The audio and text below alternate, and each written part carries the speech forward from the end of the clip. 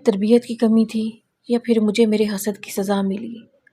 ہوا کچھ یوں کہ میں ایک پڑھی لکھی لڑکی تھی، میرا تعلق ایک مقامی سیاست دان گھرانے سے تھا، اور پھر میرے گھر کے اندر بھی ہر وقت سیاست ہی چلتی رہتی تھی، کیونکہ گھر کے تمام کام میری والدہ کی مرضی سے ہوتے تھے۔ میرے والد صاحب 4 بھائی تھے، باقی تینوں بھائیوں کی بیویوں کو حکم تھا کہ وہ میری والدہ کی ہر بات کو حکم سمجھے۔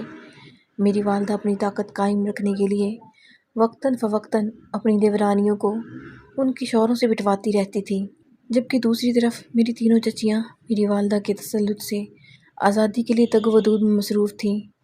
وہ اپنے گھروں میں خود مختار ہو کر فیصلے کرنا چاہتی تھی۔ یہی وجہ تھی کہ میری والدہ کو اچھا نہیں سمجھتی تھی۔ میں نے جب سے ہوش سنبھالا تھا اپنے گھر کی اس سیاست کو دیکھنے لگی تھی۔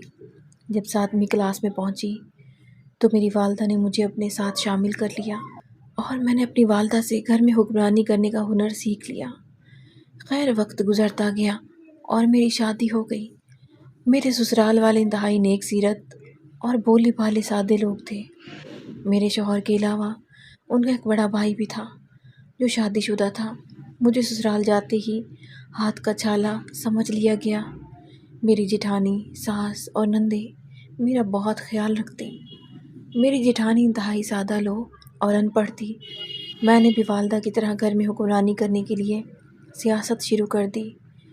شروع کے دنوں میں مجھے کوئی خاص کامیابی نہ ملی۔ دوسری طرف جب میری والدہ کو میرے سسرال کی سادگی کا پتہ چلا تو انہوں نے مجھے گائیڈ کرنا شروع کر دیا اور کہا کہ کسی طرح اپنی جیٹھانی کو طلاق دلوا کر اپنی چھوٹی بہن کو بھی اسی گھر میں بیاہ دو۔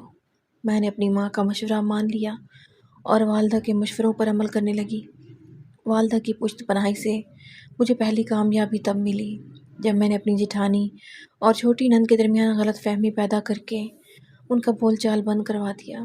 بعد ازاں چھوٹی نند کے ذریعے اپنی نندوں کو اپنے ہاتھ میں کر کے جیٹھانی کے خلاف استعمال کرنے لگی اور جیٹھانی کے سامنے اس کے ساتھ ہونے والی زیادتی اور ظلم پر مگر مچ کے آنسو بہاتے ہوئے اس سے ہمدردی بھی جتانے لگی۔ یہاں تک کہ بات اس حد تک بڑھ گئی کہ میں نے اپنی نندوں کو کہہ کر جیٹھانی پر چوری کا الزام لگا دیا۔ بات گھر کے مردوں تک گئی جس کا مردوں نے کوئی خاص ایکشن نہ لیا۔ البتہ میری دیورانی کی پوزیشن مشکوک ضرور ہو گئی۔ پھر آہستہ آہستہ میں روز چھوٹی موٹی شکایات نندوں کے ذریعے ساس اور جیٹھ تک پہنچانے لگی، یہاں تک کہ ایک دن تنگ آ کر میری جیٹھانی نے میری چھوٹی نند کو تھپڑ مار دیا۔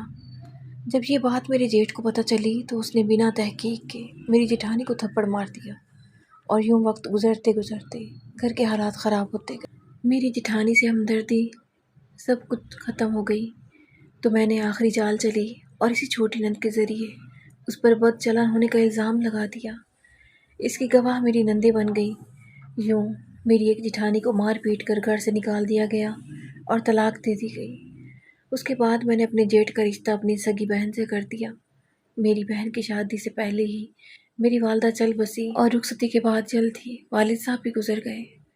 اب وقت گزرنے کے ساتھ ساتھ میری نندوں کی شادیاں بھی ہو گئیں تو گھر میں ہم دونوں بہنوں کا راج ہو گیا، مگر اب مجھے اس بات کی فکر ہونے لگی کہ میری اولاد نہیں ہو رہی تھی۔ جو بچہ پیدا ہوتا مر جاتا یا پھر 6 ماہ بعد حمل ضائع ہو جاتا۔ مجھے سسرال کی طرف سے دباؤ نہیں تھا مگر میں اپنے طور پر پریشان تھی۔ اسی دوران ایک دن میں نے اپنی سگی بہن کو میرے ہی شوہر کے ساتھ حالت غیر میں دیکھ لیا۔ میرے شوہر اور بہن نے اپنا گناہ چھپانے کے لیے مجھے ہی بد کردار ثابت کر دیا۔ میرے شوہر نے مجھ پر الزام لگایا اور میری سگی بہن نے میرے خلاف گواہی دے دی۔ سگی بہن کی گواہی سے بڑی گواہی کیا ہو سکتی ہے؟ مجھے طلاق ہو گئی اور میں اپنے گھر آ گئی تو مجھے میرے بھائی اور بھابھی نے بھی رکھنے سے انکار کر دیا۔ میں آج کل راولپنڈی کے ایک دارالعمان میں رہ رہی ہوں اور اپنے گناہ کے مکافات سے گزر رہی ہوں۔ میں نے اپنی اس جیٹھانی کا پتہ کروایا جسے میری وجہ سے طلاق ہوئی تھی تاکہ اس سے معافی مانگ کر گناہ کا بوجھ ہلکا کر سکوں، مگر وہ نکاح کر کے اپنے شوہر کے ساتھ آسٹریلیا کے شہر سڈنی میں منتقل ہو گئی ہے۔ میں چاہ کر بھی اس سے رابطہ نہیں کر پائی۔ آج یہاں قید ہو کر موت کا انتظار کر رہی ہوں۔